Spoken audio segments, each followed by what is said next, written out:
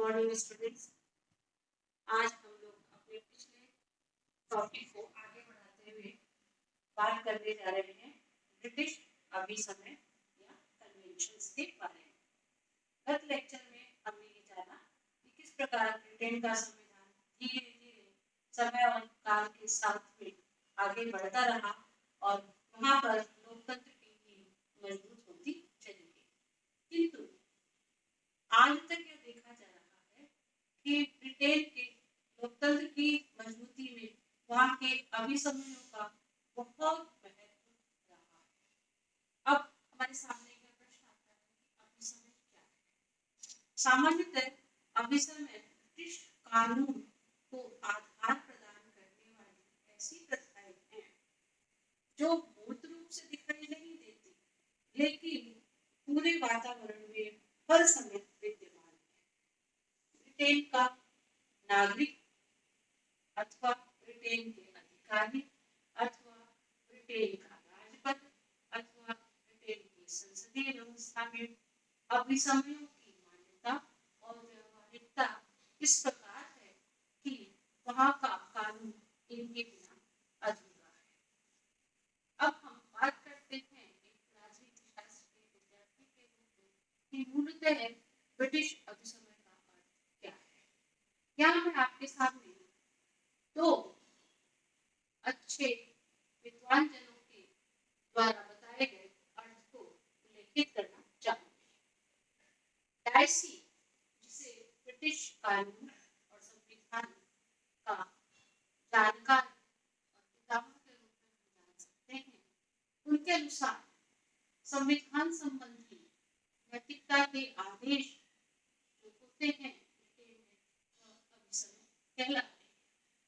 इस प्रकार professor of के अनुसार ब्रिटेन की प्रथाएं, परंपराएं, समझौते, आदतों का समूहीकरण जो दिन प्रतिदिन के व्यवहार का आधार है, अभिसमय कहलाते हैं।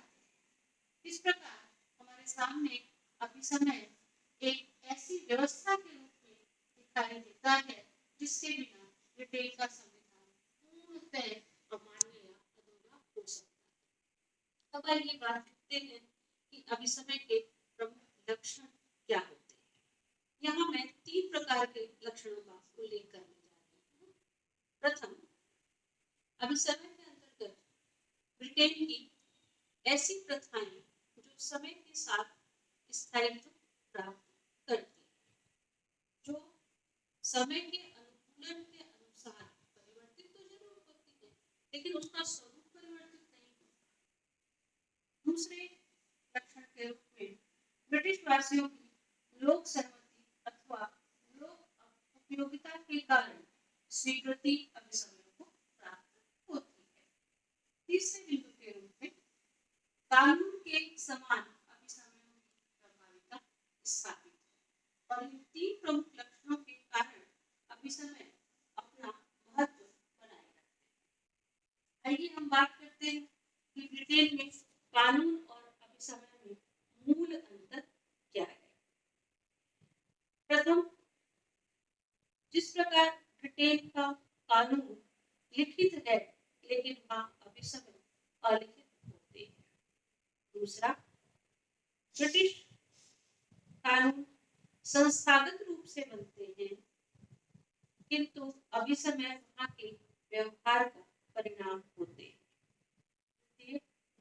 कानून के अंतर्गत एक निश्चित भाव, एक निश्चित मूल स्वरूप है, जबकि ब्रिटेन के अभिसमय अस्पष्ट और अनिश्चित है और अमूर्त है। ब्रिटिश कानूनों को न्यायिक संरक्षण प्राप्त है किंतु ब्रिटिश अभिसमय को नैतिक संरक्षण प्राप्त है। इस प्रकार एक भावनात्मक व्यवस्था अभिसमयों को बहुत ही महत्व प्रदान करती है। आइए अब हम बात करते हैं कि ब्रिटेन के अभिसमयों को किस रूप में वर्गीकृत कर सकते हैं। जैसा कि पता ही है हमें कि ब्रिटेन में कार्यपालिका, व्यवस्थापिका और न्यायपालिका जैसी संस्थाएं कार्य करती हैं। इसके अतिरिक्त वहाँ राजपद भी सुशोभित है और राजपथ से लेकर न्यायपालिका तक निरंतर अभिसमयों ने इन संस्थाओं को एक गति प्रदान की।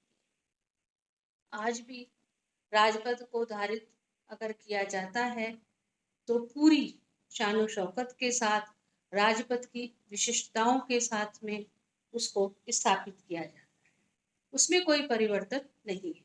ब्रिटेन की राजशाही अगर अंतर्राष्ट्रीय मंच पर कही जाती है तो उसके एक विशेष लक्षण और एक विशेष संस्कृति के साथ स्थापित होती है। इस प्रकार वहाँ पर चाहे राष्ट्रमंडलीय समूह की बात हो, चाहे वहाँ पर अंतर्राष्ट्रीय मंचों पर ब्रिटिश पार्लियामेंट की विशेषताओं की बात हो, लॉर्ड सभा की बात हो, जहाँ वहाँ के विशिष्ट वर्ग के मनुष्य अपना स्थान प्राप्त करते हैं, पद प्राप्त करते हैं, वहाँ की कॉमन सभा में आम नागरिकों को पूरा अधिकार दिया जाता है, लोकतंत्र की मजबूती होती है। इस प्रकार अलग अलग संस्थाओं के द्वारा वहाँ पर अभिसमय निरंतर अपना रोल अदा करते हैं और वहाँ के लोकतंत्र को मजबूती प्रदान करते हैं। अब हमारे सामने प्रश्न आता है कि आखिरकार अमूर्त होते हुए अभिसमयों की पालना वहाँ क्यों की जाती है?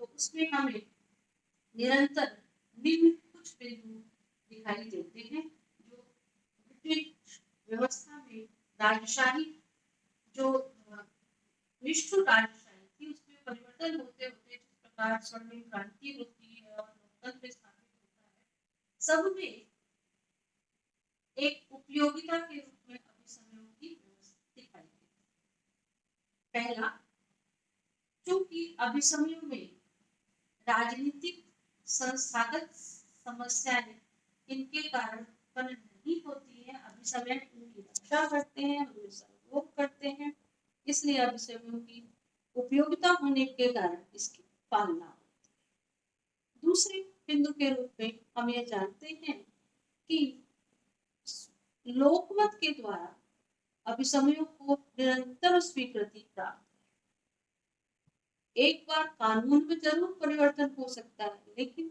अभिसमय निरंतर लोक अभिव्यक्ति का आधार बनते हैं, इसलिए इनकी पालना होती है।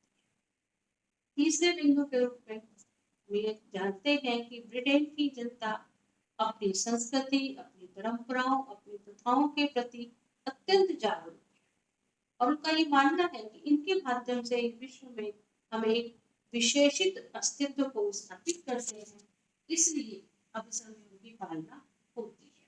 और अंतिम महत्वपूर्ण बिंदु के रूप में हम जानते हैं कि ब्रिटिश राजनीतिक दलों का लोकतंत्र में अटूट विश्वास है और इस लोकतंत्र की अभिव्यक्ति समय समय पर जनता के अधिकार क्षेत्र जो अभिसमय के रूप में स्थापित होते हैं व्यक्त होती है। इसलिए हम ये मानते हैं कि अभिसमयों की निरंतरता और पालना ब्रिटिश कॉन्स्टिट्यूशन में हमेशा विद्यमान रही। आइए अब हम बात करते हैं अभिसमयों के महत्व की। अभिसमयों के महत्व के संदर्भ में मैं यहाँ आपको निम्न बिंदुओं पर चर्चा करना चाहती हूँ। पहला, अभिसमयों के माध्यम से संविधान का निरंतर विकास होता रहा है। दूसरा बिंदु, संविधान को व्यवहारिकता या कार्य रूप प्रदान किया जाता है अभिसमयों के माध्यम से। तीसरे बिंदु के रूप में शासन को श्रेष्ठतम रूप प्रदान करने का कार्य अभिसमयों के द्वारा होता है। चौथा बिंदु, अल्पसंख्यकों के अधिकारों की रक्षक के रूप में भी अभिसमय अपना कार्य करते हैं। और पांचवें और अंतिम बिंदु के रूप में राष्ट्रमंडल एवं जनसंपर्कता को अभिसमय सफल बनाते हैं। इस प्रकार हम ये मानते हैं और हम ये जानते हैं कि ब्रिटिश संविधान के आधारभूत व्यवस्था में अभिसमय अपना महत्वपूर्ण रोल अदा करते हैं और इसके बिना ब्रिटेन का संविधान पूरी तरह से अधूरा है। धन्यवाद।